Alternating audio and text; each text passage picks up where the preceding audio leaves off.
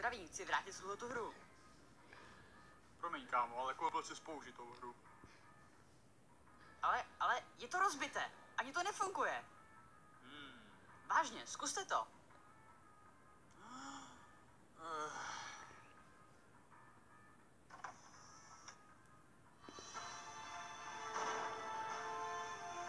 Vypadá to v pořádku. Pokračujte.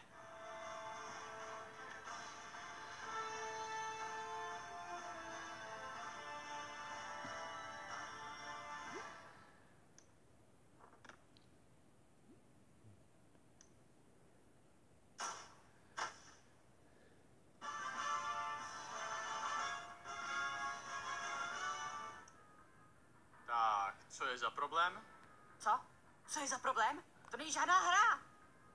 Zdá se mi to v pořádku. Co? Ty jenom zemřeš v tutoriálu? Hádám, že ve tvé hře by Hitler žil. Co? Ne. Já jenom, že jsem na to zaplatil $40. Ty jsi vůbec to zaplatil o dost víc než $40?